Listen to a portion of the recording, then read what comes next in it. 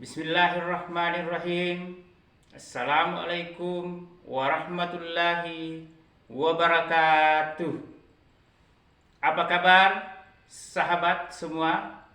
Jumpa lagi di kesempatan ini dan semoga kita semua senantiasa sehat dan dalam lindungan rahmat Allah Subhanahu wa taala, Tuhan Yang Maha Esa. Saya Ruslan SPD, seorang guru kelas di SD Negeri nomor 71 Kabupaten Sinjai. Saya adalah salah satu peserta di dalam kegiatan program pendidikan guru penggerak angkatan ke-7 Kabupaten Sinjai oleh fasilitator Ibu Suryani SS MPD DA dan oleh Bapak pengajar praktik Bapak Akmal Juhaifa SPD MPD. Kesempatan ini saya ingin menuangkan mengenai tagihan tugas 11A8 koneksi antar materi, kesimpulan dan refleksi modul 1.1 saya. Pertanyaan pemantik dalam membuat kesimpulan dan refleksi terhadap pemikiran-pemikiran Ki Hajar Dewantara. Yang pertama, apa yang Anda percaya tentang murid dan pembelajaran di kelas sebelum mempelajari modul 1.1? Yang kedua, apa yang berubah dalam pemikiran atau pemahaman Anda setelah mempelajari modul ini? Dan yang ketiga adalah apa yang dapat Anda dapatkan agar di kelas Anda mencerminkan pemikiran Ki Hajar Dewantara. Dalam tayangan ini, saya akan membuat kesimpulan dan refleksi mengenai pengetahuan dan pengalaman baru saya dari pemikiran Ki Hajar Dewantara yang telah saya pelajari pada modul 1.1. Sebelum saya mempelajari pemikiran Ki Hajar Dewantara pada modul 1.1, saya berkeyakinan percaya bahwa niat para murid datang ke sekolah adalah untuk belajar, mempelajari ilmu pengetahuan. Yang kedua adalah saya percaya bahwa apa yang saya lakukan di dalam kegiatan belajar mengajar di kelas maupun di luar kelas merupakan tindakan yang sudah tepat. Sebagai contoh, murid dikatakan telah belajar jika mereka bisa mengerjakan soal asesmen sesuai dengan kompetensi dasar yang tertera di kurikulum serta nilainya mampu melampaui KKM. Yang ketiga atau selanjutnya adalah dalam pembelajaran saya memandang pentingnya transfer pengetahuan dari guru kepada murid, sehingga guru harus aktif mengajar dan murid berada di tempat duduknya masing-masing. Yang selanjutnya, dalam pembelajaran saya memandang pentingnya transfer pengetahuan dari guru kepada murid, sehingga guru harus aktif mengajar dan murid di tempat duduknya masing-masing atau berkelompok. Dan yang kelima adalah dalam pembelajaran yang saya lakukan, saya lebih sering menggunakan metode atau strategi yang menurut saya bagus tetapi tidak memperlihatkan kebutuhan siswa atau pembelajaran seperti apa yang mereka inginkan. Saya percaya bahwa memberikan sanksi kepada murid merupakan bentuk metode yang efektif di dalam mendisiplinkan murid. Setelah mempelajari modul 1.1 ini, ternyata niat murid ke sekolah tidak sama. Ada yang ingin menggapai cita-citanya, ada yang ingin mereka datang ke sekolah karena rutinitas semata, bahkan ada juga yang sebatas untuk uang jajan saja.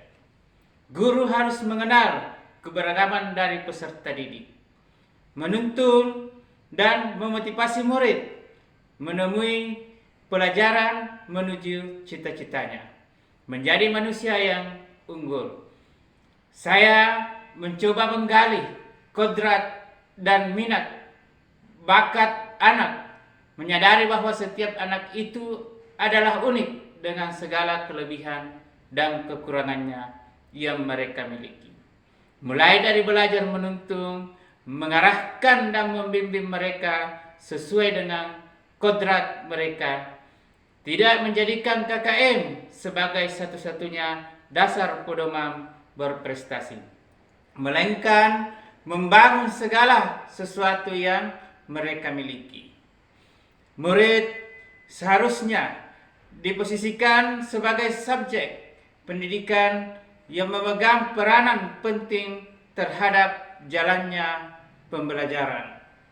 Guru sebagai fasilitator yang mengarahkan siswa belajar sesuai dengan potensi, minat, bakat, dan cara belajarnya. Pembelajaran hendaknya dilaksanakan dengan cara among, yaitu menuntun potensi anak berdasarkan budaya. Pembelajaran berpusat pada murid. Pada dasarnya, anak bukanlah kertas kosong yang bisa digambar sesuai dengan keinginan orang dewasa, tetapi anak sudah membawa kekuatan atau kodratnya, yaitu kodrat alam dan kodrat zaman. Kodrat anak adalah berbeda-beda. Kodrat alam anak yang tinggal di pegunungan akan beda dengan anak yang tinggal di pesisir. Mereka akan memiliki potensi, bakat, minat yang tentunya berbeda-beda. Maka kita harus menyadari bahwa setiap anak itu beragam dan mempunyai keunikan sendiri-sendiri. Sedangkan kodrat zaman berhubungan dengan zaman yang dialami oleh anak didik kita saat pengajaran atau saat pembelajaran berlangsung. Pembelajaran dilaksanakan bukan dengan tuntutan kepada anak, tetapi dengan memberikan kebebasan kepada anak untuk belajar sesuai dengan kebutuhannya, sehingga tercipta kemerdekaan belajar. Ketercapaian kurikulum harus tercapai tanpa membatasi kemerdekaan belajar anak. Sebaiknya kita sebagai guru harus melakukan asesmen diagnostik awal untuk mengetahui kebutuhan siswa, profil siswa, gaya belajar siswa, metode belajar siswa, seperti apa yang mereka inginkan. Sehingga kita sebagai guru dapat merancang pembelajaran yang tepat sesuai dengan kebutuhan siswa. Tidak memberi sanksi atau teguran keras kepada murid karena malah semakin membuat tertekan. Yang coba saya terapkan agar kelas saya mencerminkan Ki Hajar Dewantara sebagai berikut. Yang pertama, saya harus mengubah mindset saya yang tadinya berpikir bahwa anak itu adalah selembar kertas kosong yang tidak atau belum tahu apa-apa. Harus meyakinkan diri saya bahwa setiap anak lahir sudah lengkap dengan potensinya masing-masing, meskipun masih terlihat samar. Yang selanjutnya, saya harus peka membaca, menggali setiap potensi anak yang saya didik agar pengajaran dan pendidikan yang saya berikan nantinya, baik metode maupun bahan ajar, bisa betul-betul menggali potensi anak seoptimal mungkin. Yang kedua adalah saya mencoba menciptakan suasana kelas yang menyenangkan. Hal ini sejalan dengan kodrat anak yang senang bermain. Kita bisa mengkolaborasikan permainan ke dalam kegiatan pembelajaran. Yang ketiga adalah saya harus mengupayakan pembelajaran yang berpusat pada anak, memberikan ruang kesempatan dan fasilitas seluas-luasnya agar anak mampu berpartisipasi aktif dalam kegiatan pembelajaran. Sebagai seorang pendidik, menempatkan diri saya sebagai fasilitator, menuntun anak agar ia mampu mencapai tujuan pembelajaran yang diharapkan. Di akhir pembelajaran, penting bagi saya untuk memberikan penguatan terhadap materi-materi konseptual agar anak tidak mengalami miskonsepsi. Selain itu, pembelajaran yang berpusat pada anak berharap bisa mengasah kemampuan di abad 21 mereka.